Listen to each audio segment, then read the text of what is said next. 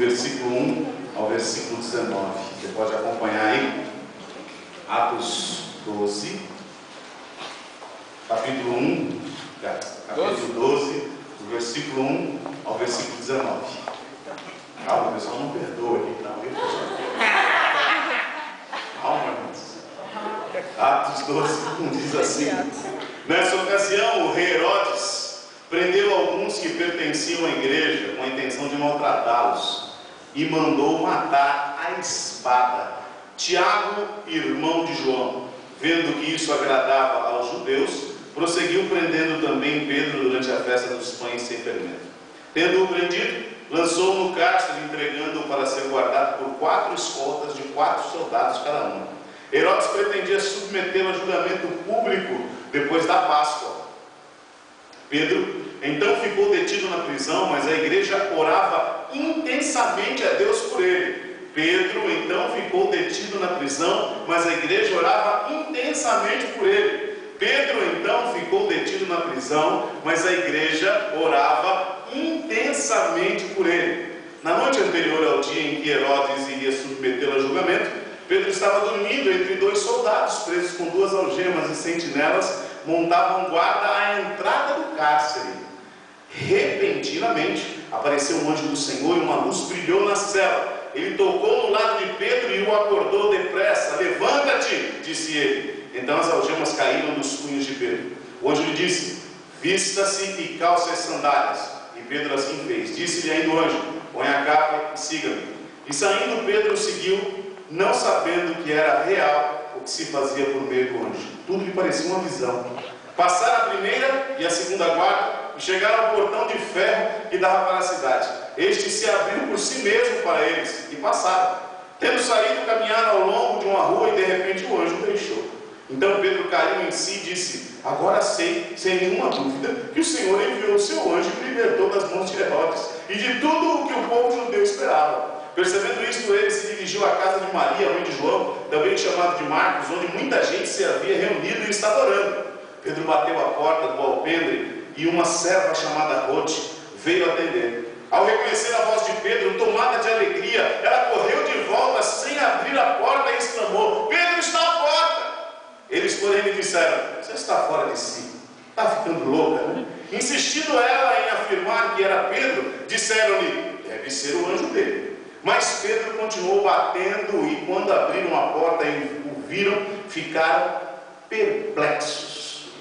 Mas ele, fazendo-lhe sinal para que se calassem, descreveu como o Senhor o havia tirado da prisão e disse: contem isso a Tiago e aos irmãos. Então saiu e foi para o outro lugar. De manhã não foi pequeno o alvoroço entre os soldados quando o que tinha acontecido a Pedro. Fazendo uma busca completa e não o encontrando, Herodes fez uma investigação entre os guardas e ordenou que fossem executados. Vamos orar? Papai, eu quero que o Senhor abençoe a Tua palavra de uma forma única, que a Tua palavra fale no nosso coração nessa noite de forma poderosa e que nós possamos tirar daqui princípios que venham nortear a nossa vida. Em nome de Jesus. Amém. Meus queridos, tem momentos que na nossa vida Deus age de maneira não racional, não lógica, que você não entende e não vai entender. Porque a raciocínio de Deus, a maneira de pensar de Deus, é totalmente diferente da maneira de pensar do ser humano. Às vezes nós queremos colocar Deus dentro de uma caixinha. Parece que Deus só pode agir dentro daquilo que nós aceitamos, dentro daquilo que nós acreditamos ser lógicos, dentro daquilo que nós achamos ser o certo. Mas Deus não está limitado à nossa lógica. Deus não está limitado ao nosso pensamento. Deus não está limitado ao nosso raciocínio. Ele trabalha de maneira sobrenatural. Ele não trabalha de maneira natural. E se nós somos filhos de Deus, nós temos que entender que Deus vai agir nas nossas vidas de maneira sobrenatural. Nós não somos ímpios, nós somos justos. E um justo vive pelo quê? Pela fé na palavra de Deus, pela fé no Deus da palavra. Ele vai fazer a diferença em nossas vidas e Ele sempre vai trabalhar de maneira sobrenatural. Fala para a pessoa do seu lado: Deus trabalha de maneira sobrenatural.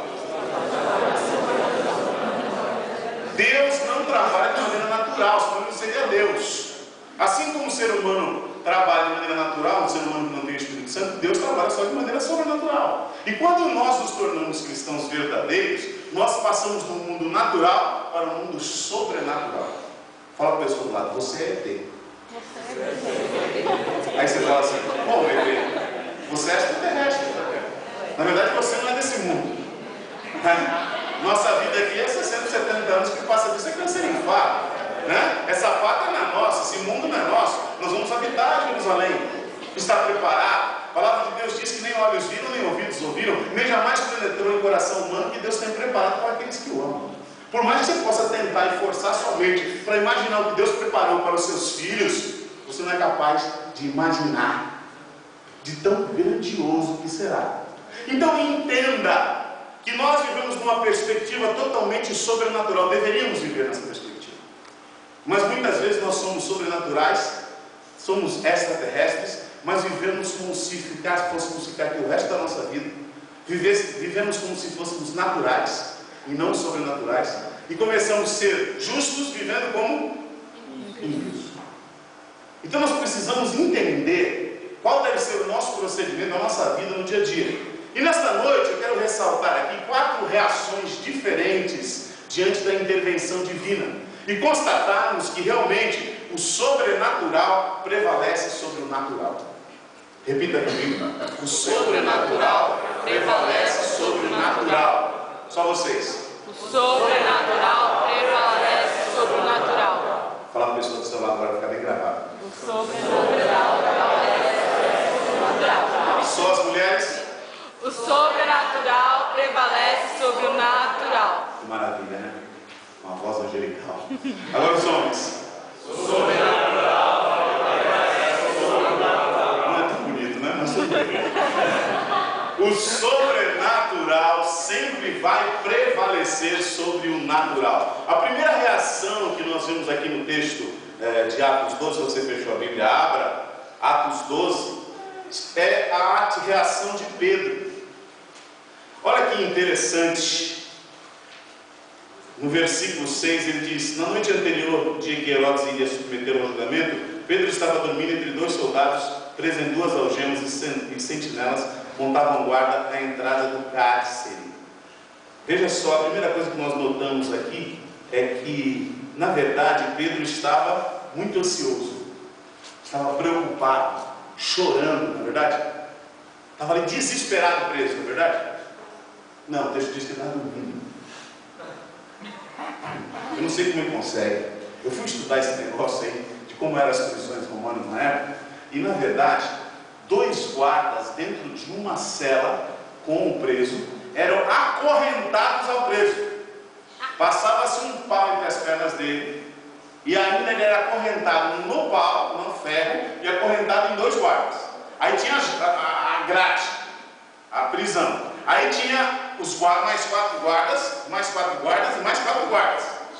Entendeu? Para não permitir que não poderia haver fuga. E diz o texto que Pedro estava como? Dormindo. Será que você estaria dormindo numa situação dessa? Sabendo que você podia ser executado no outro dia? Sabe o que significa isso? Pedro cria num Deus poderoso. Glória a Deus. Pedro cria num Deus que faz o sobrenatural. Tem situações que você vai se sentir preso. Situações que vai se sentir como Pedro. Você vai olhar e falar assim: pronto, acabou tudo. Estou agora preso nesses 2 caras aqui. Tem essa cadeia aqui, essa prisão. Ainda tem 4, 8, 12. E lá tem um portão e lá na frente vai passar. Pronto, estou perdido, já era. Não tem mais chance. E a pessoa começa a perder a esperança. Fala para a pessoa do lado: as situações fazem você perder a esperança. Quando você olha para as situações, você começa a achar que não é possível. Você está agindo como uma pessoa natural. Mas o nosso Deus não pede para que nós vivamos com uma perspectiva sobrenatural. Não é assim que Deus quer que vivamos? Deus não quer que vivamos pela fé. Deus não quer que acreditemos naquilo que o homem vai falar: você é louco. As verdades de Deus para o homem, loucura. Quando Deus manda fazer, quando Deus mandou Moisés atravessar o mar, imagina. Moisés vai ter falado para Deus: o mar agora, tem que no mar todo mundo afogado. Atravessa o mar e tudo abrir. Quando ele falou para Davi: larga essas coisas, tudo que Saúl te deu aí, pega o teu estilingue e derruba o gigante. A pedra vai bem na testa. É uma só que eu vou precisar.